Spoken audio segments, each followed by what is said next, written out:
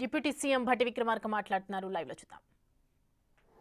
11,600 కోట్ల రూపాయలతో 11,600 crores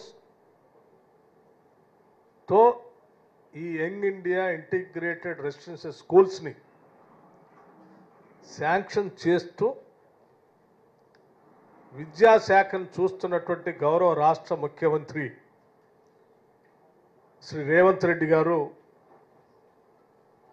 ఈ జియోని వారి శాఖ ద్వారా నిన్న ఆర్డర్స్ ఇష్యూ చేశారు. బహుశా ఇటువంటి రెసిడెన్షియల్ స్కూల్స్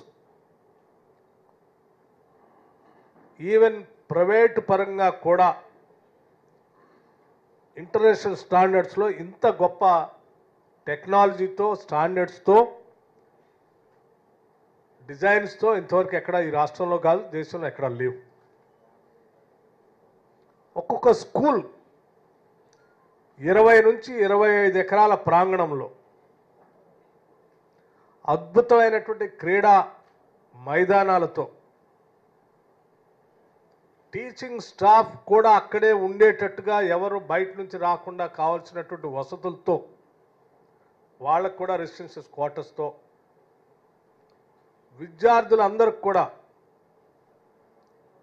ఇంటర్నేషనల్ స్టాండర్డ్స్లో విద్యా బోధన చేసే విధంగా డిజిటల్ ఎడ్యుకేషన్తో సహా ఒక మినీ యాంపీ థియేటర్తో సహా అద్భుతంగా డిజైన్ చేసినటువంటి ఈ స్కూల్స్ని ఈ రాష్ట్రంలో ఉన్నటువంటి పేద బడుగు బలహీన వర్గాలకి మధ్యతరగతి కుటుంబాలకి లక్షలు పోసి ప్రైవేట్ స్కూల్స్లో ఫీజులు కట్టి చదివించలేనటువంటి కుటుంబాలందరికీ ఉపయోగపడేటట్టుగా ఇంటర్నేషనల్గా ఈ విద్యార్థులు ప్రపంచంతో పోటీ పడేటట్టుగా ఉండే సిలబస్తో శాంక్షన్ చేసిన ఈ స్కూల్స్కి నిజంగా మేమందరం ఈ క్యాబినెట్లో ఉండి ఈ ప్రభుత్వంలో ఈ సమయంలో ఈ పార్టీ ద్వారా శాసనసభ్యులుగా గెలిచి మా అందరి సమయంలో ఇటువంటి స్కూల్స్ నిర్మించేటువంటి అదృష్టం మా అందరికి కలగటం నిజంగా మేము అదృష్టంగా భావిస్తూ ఉన్నాం. సమాజానికి మేలు చేయాలనేటువంటి ఆలోచనతో ఇందిరమ్మ ప్రభుత్వం ప్రజాప్రభుత్వంగా మా నాయకుడు రాహుల్ గాంధీ గారు, అఖిల భారత కాంగ్రెస్ కమిటీ అధ్యక్షులు మల్లికార్జున్ ఖర్గే గారు ఒక సామాజిక మార్పు కోసం సమాజంలో ఉన్న అన్ని వర్గాలకి అభ్యున్నతికి పెద్ద ఎత్తున ఈ ప్రభుత్వం పూనుకొని పనిచేయాలని చెప్పినటువంటి మార్గనిర్దేశకం తూచా తప్పకుండా ఒక రెవల్యూషనరీ లాగా ఒక విప్లవాత్మకమైనటువంటి ఈ నిర్ణయం భవిష్యత్తులో ఈ రాష్ట్ర విద్యార్థులు ఈ కేవలం ఈ దేశంలోనే కాదు ప్రపంచాన్ని కూడా శాసించే అద్భుతమైనటువంటి సంస్థల్లో పనిచేసే విధంగా ఈ పాఠశాలలో చదువుకున్నటువంటి వాళ్ళు ఎదుగుతారు. అలా ఎదగటం కోసం పునాదులు వేస్తున్నటువంటి ఈ ప్రభుత్వం తరఫున ముఖ్యమంత్రి గారికి ప్రత్యేకంగా ధన్యవాదాలు. ఇన్ని స్కూల్స్ ఒకటేసారి 58 స్కూల్స్ 11,600 కోట్ల రూపాయలతో యంగ్ ఇండియా ఇంటిగ్రేటెడ్ రెసిడెన్షియల్ స్కూల్ని ఒకటేసారి శాంక్షన్ చేసినందుకు వారికి మరొకసారి హృదయపూర్వకమైనటువంటి ధన్యవాదాలు తెలియజెప్పడమే కాకుండా ప్రజలందరూ కూడా ఇటువంటి స్కూల్స్లో వాళ్ళ పిల్లల్ని చదువుకోవటానికి తల్లిదండ్రులందరూ కూడా చక్కగా వినియోగించుకొని పిల్లల భవిష్యత్తు కోసం పునాదులు వేసుకునే విధంగా ముందుకు పోవాలని చెప్పి ఈరోజు సంతోషంగా మీ ద్వారా ప్రజలందరికీ విజ్ఞప్తి చేస్తూ ఉన్నాను. మీ అందరికీ తెలిసిందే రాష్ట్ర ప్రభుత్వం పైన ఆర్థిక పరమైనటువంటి అనేక భారాలు ఇబ్బందులు ఉన్నప్పటికి కూడా మా దృష్టి అంతా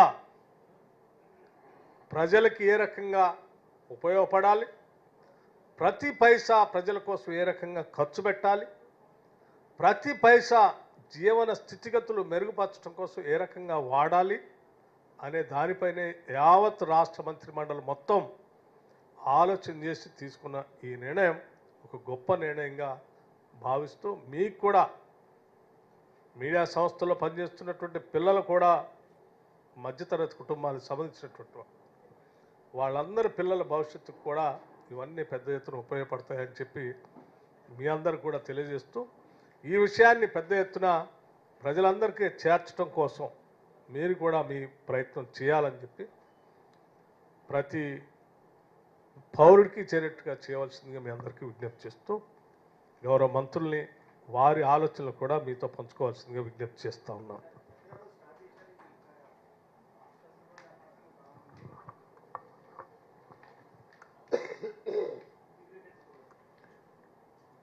ముందుగా ఖమ్మం జిల్లాతో పాటు రాష్ట్రంలో ముఖ్యంగా రాష్ట్ర ఉప ముఖ్యమంత్రిగా గతంలో సిఎల్పి నాయకునిగా పనిచేసి ప్రజా సమస్యలు తెలుసుకున్న బట్టి విక్రమార్క గారు, అలాగే గౌరవనీయులు రాష్ట్ర రెవెన్యూ, హౌసింగ్ మరియు ఇన్ఫర్మేషన్ శాఖ మంత్రులు పెద్దలు పొంగులేటి శ్రీనివాసరెడ్డి గారికి, ఇంతకుముందే అగ్రికల్చర్ మినిస్టర్ గారు వారు వచ్చిపోవడం జరిగింది. ఇవాళ పద్మశాలి మీటింగ్లు ఉండడం వలన వెళ్ళిపోవడం జరిగింది. తుమ్మల నాగేశ్వరరావు గారికి, పెద్దలు బలరాం నాయక్ గారు, తోటి శాసనసభ్యులకు, పత్రికా విలేకరులందరికీ కూడా నమస్కారం.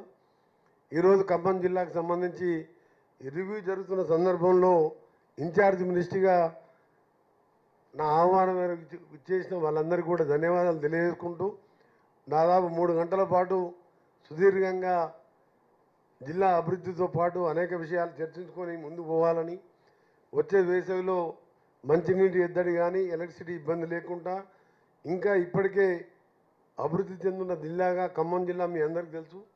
దాని మీద చర్చించుకోవడం, ఇదే రోజు మా గౌరవ ముఖ్యమంత్రి గారు ఒక చారిత్రాత్మక నిర్ణయం తీసుకొని, ఇప్పుడున్న గురుకులాలు చూడండి మీరు, ఏ రూమ్లో పోయినా 100 మంది 200 మంది పిల్లలు 5-6 కిరాయి ఇళ్ళు తీసుకొని 5-6 బాత్రూమ్లతో పేదవాడు అంటే చులకనగా చూసే ఈ సమయంలో ఇవాళ ఇంటర్నేషనల్ స్టాండర్డ్లో 11,600తోని 58 స్కూల్ నిర్మిస్తున్నందుకు మినిస్టర్గా, ఒక కాంగ్రెస్ పార్టీ కార్యకర్తగా నిజంగా పేదల పాలిట ఇంత కార్యక్రమాన్ని తీసుకున్న గౌరవ ముఖ్యమంత్రి గారిని, ఉప ముఖ్యమంత్రి గారిని కూడా వారికి కూడా ధన్యవాదాలు తెలియజేసుకుంటూ, ఎందుకంటే మీ అందరికీ తెలిసి ఏ ప్రభుత్వం అయినా ప్రాథమిక విద్య, ప్రాథమిక వైద్యం ఇంపార్టెంట్.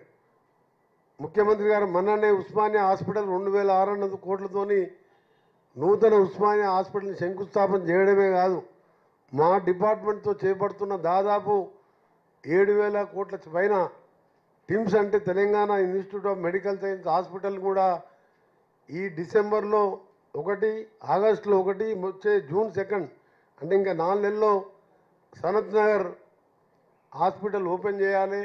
మిగిలిన 2 వరంగల్, ఎల్బీ నగర్ది కూడా వచ్చే సంవత్సరం మార్చి నాటికి ఉస్మానియా కూడా 2 ఇయర్స్లో పూర్తి చేసి పేదవానికి కూడా కార్పొరేట్ స్థాయిలో ఉచితంగా రాజీవ్ ఆరోగ్యశ్రీ 10 లక్షలు పెంచినాం కాబట్టి ఈ అన్ని పూర్తి చేయాలని కూడా మా డిపార్ట్మెంట్కు ఆదేశాలు ఇవ్వడం జరిగింది. నేను రెగ్యులర్గా విజిట్ చేస్తూ దాన్ని కూడా పూర్తి చేస్తున్నాం. ఈ సందర్భంగా మరొకసారి గౌరవ ముఖ్యమంత్రి గారికి ధన్యవాదాలు, అలాగే నా ఆహ్వానం మేరకు ఇచ్చేసిన పెద్దలందరికీ కూడా ధన్యవాదాలు, పత్రికా విలేకరులందరికీ కూడా థ్యాంక్ యూ వెరీ మచ్. మా గౌరవనీయులు పెద్దలు రాష్ట్ర రెవెన్యూ శాఖ మంత్రులు మాట్లాడుతారు.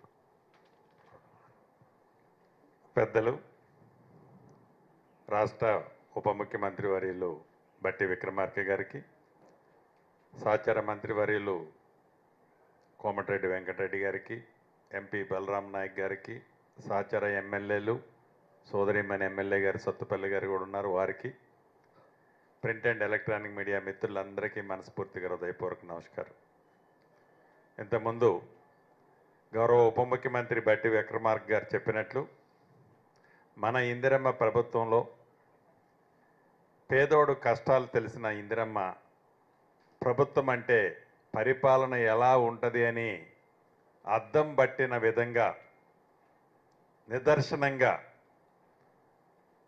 పెద్దోళ్ళ పిల్లోళ్ళు చదువుకునే స్కూల్స్ని తలతన్నే విధంగా ఈ ఇంటిగ్రేటెడ్ స్కూల్స్ని రాష్ట్రంలోని ప్రతి నియోజకవర్గంలో ఒకటి చొప్పున మొదటి విడత 58 స్కూల్స్ రిలీజ్ చేసి ఈ 58 స్కూల్స్కి సుమారు 11,600 కోట్లు శాంక్షన్ చేసినందుకు గౌరవ ముఖ్యమంత్రి గారికి రాష్ట్ర ప్రజల పక్షాన మనస్ఫూర్తిగా అభినందనలు కృతజ్ఞతలు తెలియజేస్తున్నాం.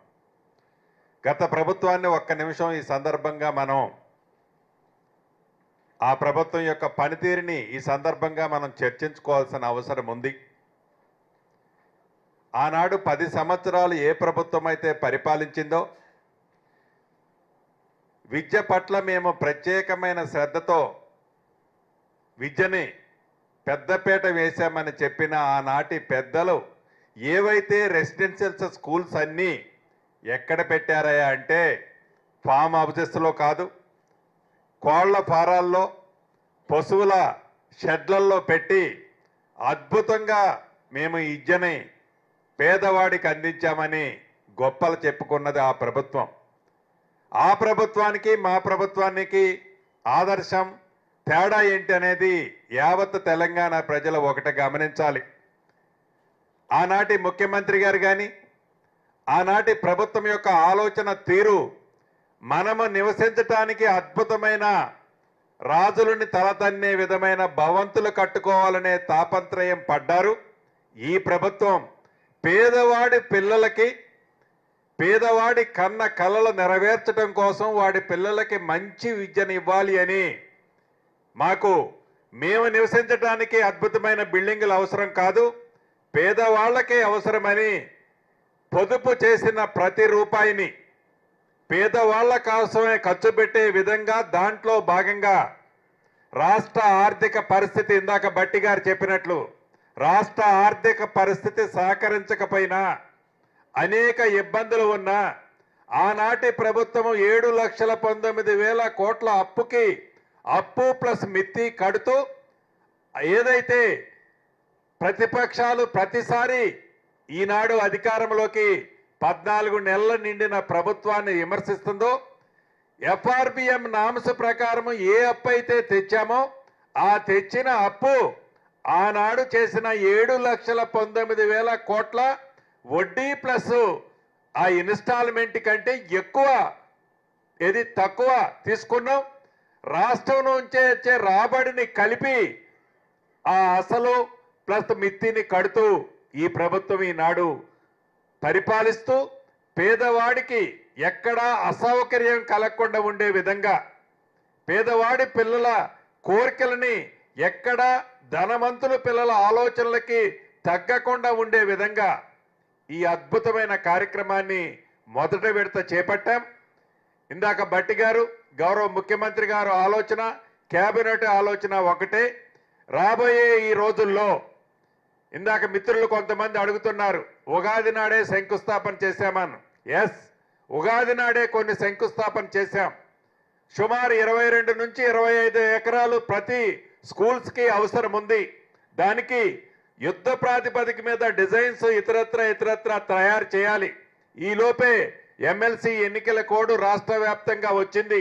ఈ ఎన్నికల కోడ్ అయిన మరుక్షణమే ఎట్టి పరిస్థితుల్లో యుద్ధ ప్రాతిపదిక మీద ఏవైతే కోళ్ల షెడ్లలో పశువుల షెడ్లలో రెసిడెన్షియల్ స్కూల్స్ ఉన్నాయో ఏదైతే ఆనాడు 10 సంవత్సరాలు పరిపాలించిన ప్రభుత్వం ఈ ఇందిరమ్మ ప్రభుత్వంలో గడిచిన కొద్ది రోజుల క్రితం కొంతమంది పెద్దలు అంటున్నారు రెసిడెన్షియల్ స్కూల్స్లో పిల్లల్ని ఎలికల చెవులు కొరుకుతున్నాయి, కాళ్ళు కొరుకుతున్నాయి, వాళ్ళ ఫుడ్ సరిగ్గా లేదు అంటున్నారు. అది ఎవరు చేసిన మేర్మానమో వాళ్ళు ఆలోచించాలి.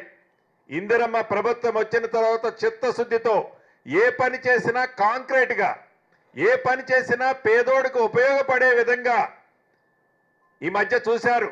వాళ్ళకి 10 సంవత్సరాల్లో రాని ఆలోచన గౌరవ ముఖ్యమంత్రి గారు ఉప ముఖ్యమంత్రి గారు డైట్ ఛార్జీలు పేదవాడి పిల్లల కోసం 40% పెంచింది మన ఇందిరమ్మ ప్రభుత్వం.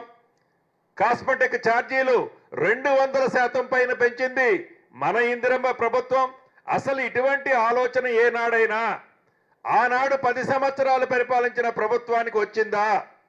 ఇంత అద్భుతమైన ఒక ఇంటర్నేషనల్ స్టాండర్డ్తో ఒక అద్భుతమైన బిల్డింగులు కట్టాలి పేదవాడి పిల్లల చదువు కోసమనే ఆలోచన ఏనాడైనా ఆనాటి పెద్దలకు వచ్చిందా? ప్రతిపక్షంలో ఉండి విమర్శించాలని విమర్శిస్తున్నారు తప్ప పేదవాడి కోసం ఈ ఇందిరమ్మ ప్రభుత్వం చేస్తున్న మంచి కార్యక్రమాలని పొగడకపోతే పొగడకపోయారు.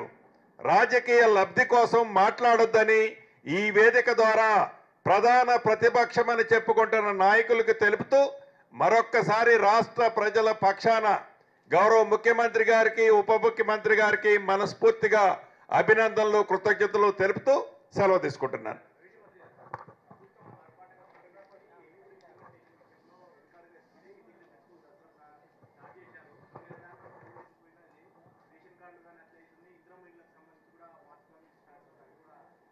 ఇది ఇందిరమ్మ ప్రభుత్వం. ఈ ఇందిరమ్మ ప్రభుత్వంలో ఆర్భాటంగా ప్రారంభించిన దానికంటే వ్యక్తిగతమైన లబ్ధి కోసం కంటే కూడా ఏ కార్యక్రమం చేసినా అది కాంక్రీట్గా పేదవాడికి అందాలని ప్రాపర్గా పైలట్ ప్రాజెక్టుల స్కీమ్లో ఏదైతే ఇందిరమ్మ ఇళ్లే తీసుకోండి, గడిచిన నెల ఫిబ్రవరి 26వ తారీఖు నాడు ప్రారంభించాం. ఈ నెలాఖరులోపు తప్పకుండా ఏదైతే మొదట విడత ప్రతి నియోజకవర్గానికి 3,500 చొప్పున రాష్ట్ర వ్యాప్తంగా 4,50,000 ఇళ్ళు 22,500 కోట్లు ఇస్తామని చెప్పామో బరాబరి కట్టిస్తాం. అంతేకాదు మా గౌరవ ఉప ముఖ్యమంత్రి గారు ముఖ్యమంత్రి గారి మనసులో మరొక ఆలోచన కూడా ఉంది. వచ్చే సంవత్సరానికి సంబంధించిన 3,500 ఇళ్ళు కూడా వాటిని కూడా ముందే లబ్ధిదారుల్ని ఫైనల్ చేద్దామనే ఆలోచన ఉంది. బరాబర్ చేస్తాం. ఏదైతే 10 సంవత్సరాలలో వాళ్ళు చేయలేంది మొదటి సంవత్సరంలో వాళ్ళు మొత్తం కట్టిన ఇళ్ళు ఎంతయ్యా అంటే 1,51,000 ఇళ్ళు మొదటి సంవత్సరంలో ఈ రాష్ట్ర ప్రభుత్వం ప్రారంభించి పూర్తి చేయబోతుంది 4.5 లక్షలు. రెండో సంవత్సరాన్ని కూడా ఆల్రెడీ ప్లాన్ చేసుకుంటున్నాం. ఈ ప్రభుత్వానికి చిత్తశుద్ధి నిజాయితీ ఇచ్చిన మాట నెరవేర్చే దాంట్లో అది రేషన్ కార్డులు కానీ ఇందిరమ్మ ఇళ్ళు కానీ ఈనాడు ఏదైతే అద్భుతంగా ఇంతకుముందే గౌరవ ఉప ముఖ్యమంత్రి గారు చెప్పినట్లు ఇంటిగ్రేటెడ్ స్కూల్స్ కానీ అది ఇరిగేషన్ ప్రాజెక్టులు వాళ్ళు కుప్పగూల్చిన అన్ని ఇరిగేషన్ ప్రాజెక్టులని గౌరవ మంత్రివర్యులు ఉత్తమ్ కుమార్ రెడ్డి గారి ఆధ్వర్యంలో వాటన్నిటినీ స్ట్రీమ్ లైన్ చేసి తెలంగాణ ప్రజలకి తెలంగాణ రైతన్నలకి తెలంగాణలో ఉండే ప్రతి పేదవాడికి ఇవ్వాల్సిన సంక్షేమము అభివృద్ధి కార్యక్రమాలని ఈ ఇందిరమ్మ ప్రభుత్వంలో తప్పకుండా ఇస్తామని తమరి ద్వారా మీడియా మిత్రుల ద్వారా యావత్ తెలంగాణ ప్రజలకి తెలియజేసుకుంటున్నాం. థ్యాంక్ యూ అన్న.